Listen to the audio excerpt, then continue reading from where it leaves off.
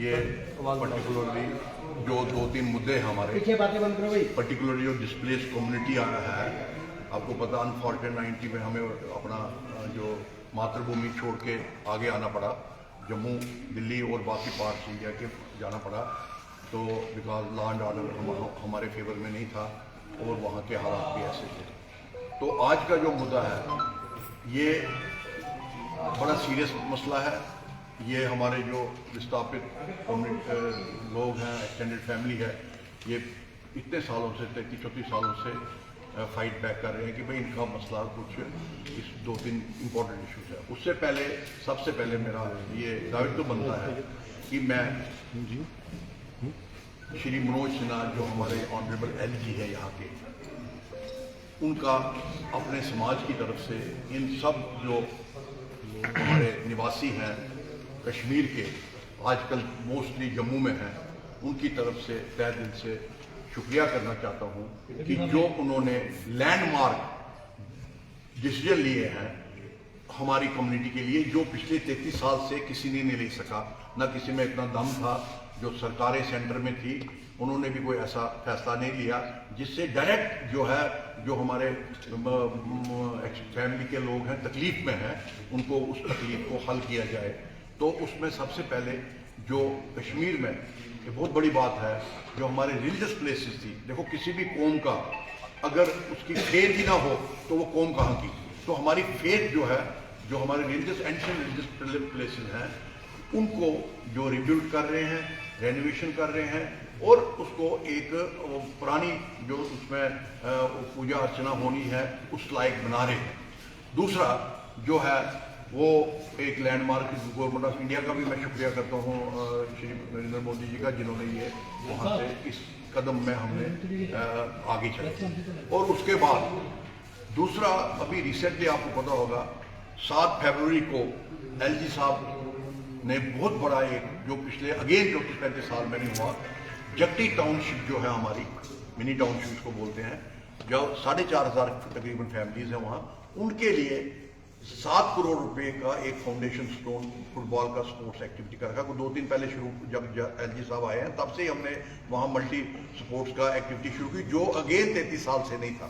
तो वो उन्होंने वहाँ आके, हम उनका वहाँ भी शुक्रिया किया, दोबारा शुक्रिया करते हैं आपके माध्यम से कि उन्होंने वहाँ आके इतना अच्छा प्रोग्राम, भव्य प्रोग्राम करके ये हुआ। और उसके साथ उन्होंने 4-5 अनाउंसमेंटें भी की, क्रिकेट ग्राउंड बनेगी, मल्टी जिम्स बनेंगे, इंडोर बनेंगे, और हेल्थ सेक्टर में भी जो हॉस्पिटल है उसमें सुविधाएं दी जाएंगी, क्योंकि वहाँ हमारे समाज का, जम्मू में सबसे ज़्यादा जो विस्थापित समाज है हमारा, उनकी मेजॉरिटी वहाँ पे है।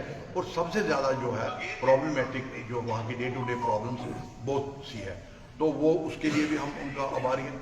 तीसरा हमारा, आपको पता होगा, हमारे बच्चे जो हमारे एज ए एम्बेसडर काम कर रहे हैं, अपने वतन में वापस गए, अपना रिस्क लेके, अपना जैसे एक फौजी अपने बॉर्डर पे लड़ता जो हिंदुस्तान इंडिया के लिए, ऐसे हमारे जो जवान लड़के हैं, लड़कियां हैं, माताएं हैं, बहनें हैं, सॉरी, तो वो वहाँ पे PM पैकेज में गए हैं।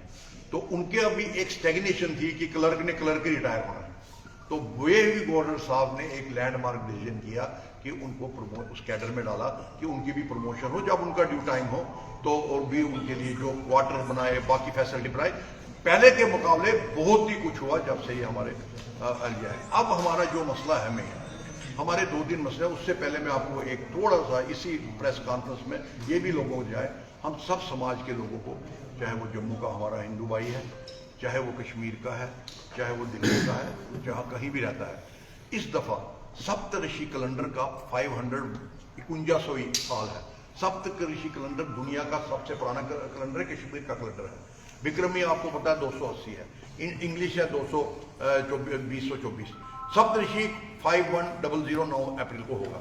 उसमें हम बेसार नाग, जो जहाँ से कैलेंडर निकलता था 2000 साल पहले, वहाँ हमारे गवर्नर साहब हरियाणा के आ रहे हैं उस फंक्शन में। तो मैं आपके माध्यम से सबको ये रिक्वेस्ट करता हूँ कि उस फंक्शन में आइए, शुरू कीजिए, मीडिया पर्सन भी आ सकते हैं, सारे आ सकते हैं, तो मैं वो उसका भव्य प्रोग्राम वहाँ होगा। तो ये अपने समाज को, ये बहुत बड़ी बात है, हम 49 साल में इस वीक में पहुँच रहे हैं 9 अप्रैल को। ये था, ये एक वो मैंने पहलू लिया जो कि भाई हमारे साथ पीछे प्रोग्राम है और जो हुआ।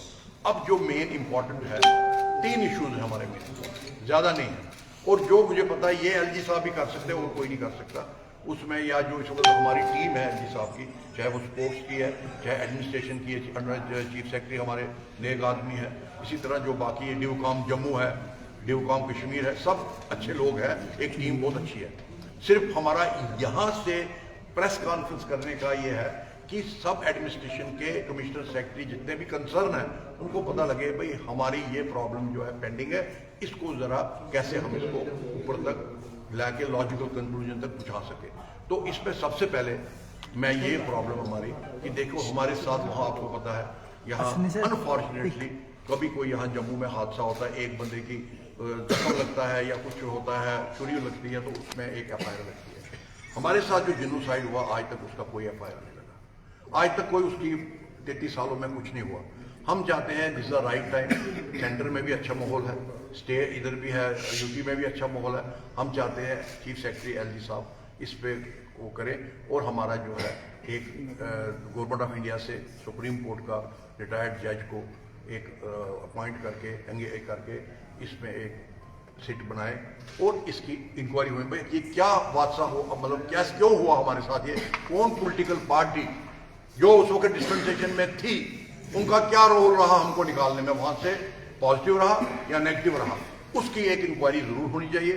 क्योंकि हमें जो लोगों ने उस वक्त वहां से किया तो आपको पता है कि भाई रातों रात हम विस्थापित हो गए, अपने जो हमारी 5000 साल 2 साल का जो भूमि है वो हमसे निकल गई। दूसरा हमारा जो मसला है वो ये है कि आज की डेट में जब व्यक्ति टाउनशिप बना, जैसा भी बना, जो भी बना, उसमें 100 दुकानें रखी गई, कुछ शॉप्स थी, तो वो शॉप जो थी वो उस वक्त जो भी अपना ये प्रोसेस होता है इनका रूल्स फॉलो करके वो अलॉट हो गई। बट उसमें से कुछ लोग शॉप्स जिनको नहीं मिली बट उनके CDR जो है वो आज तक पेंडिंग है गवर्नमेंट के पास, उनका जो शॉप का CDR पेंडिंग है गवर्नमेंट के पास, जो कितना इंपॉर्टेंट इशू है। अभी 100 दुकानें खाली बंद पड़ी हुई है, 180 दुकानें। वहां जो है वहां वो एक डंपिंग यार्ड बन गया है, वहां जो है एक जिसको कहते हैं हम अस्तबल टाइप बन गया है, जो उधर से इधर से जानवर आते हैं वहां बैठ के शिट करते हैं। तो हम कहते हैं ये दुकानें भी उसकी लाइफ भी खत्म हो रही है। हमने बड़ी दफा रिलीफ कमिश्नर जो पुराने थे उनको रिक्वेस्ट की, पुराने जो कमिश्नर सेक्रेटरी थे रिलीफ के डिजास्टर मैनेजमेंट, उनको रिक्वेस्ट की, पुराने चीफ सेक्रेटरी को रिक्वेस्ट की कि भाई यार इसको जो जिनकी CDR है उनका CDR है उनको अलॉट करो, जो भी फॉर्मेलिटी करनी करो उनको अलॉट। तो इसका वो एक क्राइटेरिया बने और इन लोगों को फर्स्ट प्रायोरिटी दी जाए जिनका पुराना पिछले 15 साल से या 14 साल से इनका क्लेम बनता है, क्योंकि इन्होंने 15,000 रुपये जमा किया है। आज वो 15,000 उसकी वैल्यू अगर आप देखो 1,00,000 1.5 लाख के करीब हो गई है। तो जट्टी में अगर उसको 1,00,000 1.5 रुपये की दुकान आप ले रहे हो, उससे पैसा 1,00,000 रुपया, उसकी दुकान अगर उधर है वो कितने पैसे कमा लेगा। और इससे सबसे बड़ा इसमें क्या है, ह्यूमन एंगल है। ये वो यूथ है जो ओवर एज हो गया है, जो नौकरी में नहीं जा सके। ये वो यूथ है जिन्होंने अपना बाग बगीचा छोड़ के आ गए, बाग चले गए इनके। ये वो यूथ है जो वहाँ मेडिकल शॉप, उनके फादर मेडिकल शॉप चलाते थे तो उनको था मेरा बेटा बैठेगा इधर, वो चला गया। तो इन्होंने सारा खो के यहाँ आए उस बुरे हाल में। तो अब इनका हक बनता है, मैं गवर्नमेंट के रिलीफ कमिश्नर से, चीफ सेक्रेटरी से रिक्वेस्ट करता हूँ इनका जो है ये मसला इमीडिएटली ऑन टॉप प्रायोरिटी, इसको जो भी प्रोसेस बनता है इनसे जो भी आपने लिख के लेना लीजिए, बट इनको दुकान वहाँ मिलनी चाहिए जो बंदे पुराने हैं। नवों के लिए जो आपने अपना यार्ड स्टिक बनाना है, जो रूल्स फॉलो करने के कीजिए, इनके लिए भी एक वो कमेटी में फैसला ले लीजिए।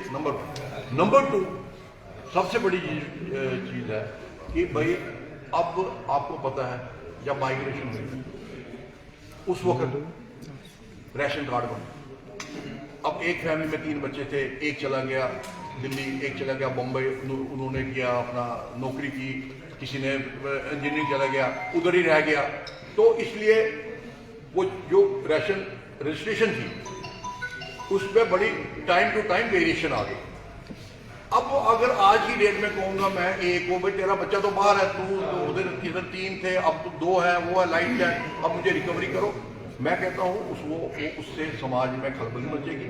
आप वन टाइम एमनेस्टी दो, वो जो पहले था वो दिया जिसने है वो खत्म वही करके नए सिरे से आप इसकी दोबारा एक फॉर्म निकालो।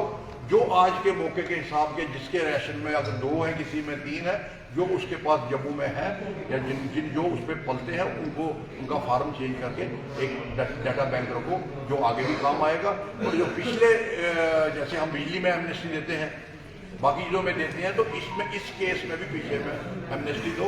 ये रिलीफ आपके माध्यम से रिलीफ कमिश्नर को कहूँगा कि ये केस मतलब आगे सॉल्व कीजिए। हम चीफ सेक्रेटरी साहब को भी मिलेंगे इस माध्यम से, हम ऑनरेबल एलजी साहब को भी मिलेंगे अगर ये अपना प्रोसेस करेंगे, क्योंकि पिछले गड़े मुर्दे खोलने का कोई फायदा नहीं है। उससे जो समाज है आगे बड़ा दुखी है, और दुखी करोगे उसको। बच्चा उसने अपने उसके लिए रोजगार के लिए अगर दिल्ली चला गया, बम्बई चला गया, तो आप कहोगे कि आपके जो इधर बच्चा है ही नहीं है, तो आप राशन कैसे ले रहे हो? और राशन तो वो इसलिए ले रहा है, उसका कौन सा आपको 1 करोड़ रुपये आप दे रहे हो? आजकल 8-10 हज़ार रुपये में आता क्या है? तो इसलिए पुराने को एमनेस्टी दे दीजिए, नए को आप अपना एक रिकॉर्ड स्टेट करने के लिए उस रिकॉर्ड को आप बनाइए नया, और नई रजिस्ट्रेशन नया जो उनका है रिवाइज कीजिए। ये कोई 10-12 दिन में प्रोसेस सारा कंप्लीट हो जाएगा। तो इसके लिए अगर हमें रिलीफ कमिश्नर नया है, नेक आदमी है, तो हम उसको ये माध्यम से कहेंगे कि इसको सरकार में, क्योंकि ये सरकार ने करना, बट जो भी होमवर्क करना है वो रिलीफ दफ्तर ने करना है। और रिलीफ दफ्तर अगर होमवर्क करे, मुझे पक्का यकीन है इस वक्त सरकार जो है ऊपर सब पॉजिटिव है हमारे साथ, वो कहते हैं कि इनके साथ जाते हुए इनको ज़्यादा अच्छा तरीके से एकोमोडेट किया जाए। और इससे अलावा हमारे हेल्थ की भी बड़ी प्रॉब्लम है। हमारे जो ओल्ड है लोग, अब देखिए जो बंदे रिटायर हो गए, ओल्ड हो गए, उनको किसी को 30,000 पेंशन है, 25,000 है, वो अपने परिवार को पाले, या कोई जो रिलीफ पे 10,000 लेता है वो परिवार को पाले, या दवाई की खरीदे या मेडिसिन खरीदे। मैं आपके माध्यम से ये रिक्वेस्ट करता हूँ कि कम से कम जैसे अपने एक रिकॉर्ड बन गया JKUT ने जो हेल्थ का सबको बेनिफिट दे दिया, मैं भी हूँ उसमें, आप भी हैं, मगर इन जो हमारे विस्थापित हैं, इनके जो बुजुर्ग हैं जो चलने से चल नहीं सकते, अगर उनको शुगर बाकी चीज़ों की दवाइयाँ की ज़रूरत है, उसके लिए वो जो 1-2 सेंटर खोलिए। जैसे आजकल हर सिटी में मोदी सेंटर जी खुले हैं, हमारे जो उनकी दुकानें खुली हैं, वैसे 2-3 दुकानें खोल के, 4 दुकानें खोल के इनको उस प्रिस्क्रिप्शन पे दवाई एटलीस्ट जी रेगुलर दवाइयाँ दी जाए। और उससे अलावा जो हमारे CA पेशेंट है, मेडिकल के CA के जिनको है, उनका भी कोई एक निकालिए वे आउट, क्योंकि यही 2-4 इशू मेन जो है बड़े बर्निंग इशू है। समाज इसमें आज की डेट में बड़ा सफ़र कर रहा है। आप सबको पता है कि कितने आजकल ये है, अब क्योंकि हमारा और सबसे बड़ा है जो मिलता है असिस्टेंस मिलती है इनको, हमारे एक्सटेंडेड फैमिली वालों को महीने में, वो भी अब बड़ी देर हो गई है, उसको रिवाइज का टाइम आ गया है। उसको लेफ्टिनेंट गवर्नर जी ऑनरेबल वो इस चीज़ को जो